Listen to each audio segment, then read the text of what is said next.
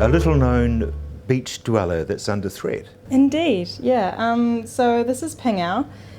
So heaps of people know about spinifex on our beaches, but a lot of people don't realise that this beautiful plant, pingao, is also there, and it's one of the main native sand-binding plants, and it's really, really important for the beach ecosystem. How did it become your focus? How it became our focus is that you can see, this is from the South Island, from Atrisk Spit near Christchurch, and then this is from the North Island off Matakana Island. And you can see they're quite different. So the North Island ones are a lot longer, they're a lot wavier, and if you see them on the sand dunes, the North Island ones are a lot more spread out as well, so they grow quite differently. So we're wondering why. Why are they growing differently? Why are they physically different? And what relevance does that have for Māori culture with the weaving and also conservation? I guess the kowhai is the same, isn't it? The North Island kowhai is very different to the South Island one. Yeah, there's quite a lot of dimorphism, so differences in different populations throughout New Zealand. Because we're such a long, narrow country, there's quite a lot of different conditions that plants adapt to throughout it. Now this is endangered. Yes, so it's classified as at risk and declining. So things like coastal erosion, things like building houses by the beaches, letting stock graze on sand dunes, everything like that is putting pressure on this plant because stock can eat it and they trample it, and people dig it up and it gets burnt in fires sometimes, and so all of that sort of stuff is causing the populations to decline at quite a rapid rate. What about the introduced grasses that are on our sand dunes? Yes, so that's a huge problem as well. People want to build their houses right by the beach, but the thing is these guys only make quite long, quite mobile sand dunes, and people don't want that if their houses are right next to the sand dunes. They want really big, sturdy sand dunes. So many years ago they brought in grasses like marram grass, which create really sturdy sand dunes, but this has completely smothered pingao, and it's just not letting it grow at all. So what do we have to do if we really take it seriously and we don't want to lose it? So the main thing is to just leave the sand dunes alone. So don't ride motorbikes, don't drive cars on the beach. If you own the land around that, just fence it off so stock can't get to it and they can't eat it.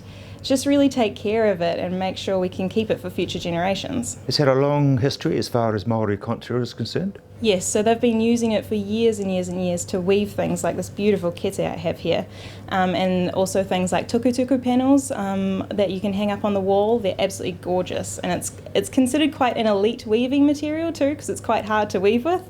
As you can see, they're very tiny little leaves, and yeah, I haven't tried weaving with it yet, but I'm looking forward to learning. It really is quite intricate, isn't it? Yes, it is very intricate, but it dries this one isn't quite dry enough, but it dries this beautiful yellow colour, and it's the only, out of the 4 weaving materials in New Zealand, it's the only one that they don't do anything to the colour because it's perfect exactly as it is, and it provides a really great contrast against other materials. How at risk is it? It's very at risk. I have travelled throughout New Zealand looking at some populations and I started out at Atrisk Spit, which is kind of the stronghold for pingao, and so I thought, oh, there's heaps here, it's fine, it's not that bad.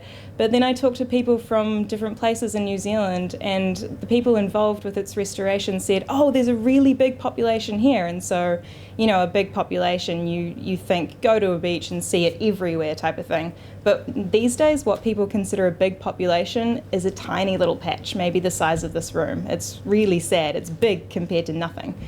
So yeah, it's really declining quite fast, and we need there is quite a lot of effort going into saving it, but we need to keep going with that effort and increase that effort, in fact. I guess we all look at birds and animals that are on the endangered species list, but we don't think very much about plants that are. Exactly, but what some people don't realise is that if there aren't plants, there aren't animals either. Like, these guys provide critical habitat for katapo spider. They provide nesting sites for the New Zealand dotterel, the Australasian harrier. All sorts of animals use these plants as their habitat and their food source, in fact. So it's really critical that we keep the plants so we can also keep the animals. Do we need to look at eradication of imported animals and plants? So rabbits are also a big problem on the beach. They come in and nibble these, and yeah, we have to do a really big effort in getting rid of marram grass, which that has picked up in the last few years, maybe in the last 10 or so years.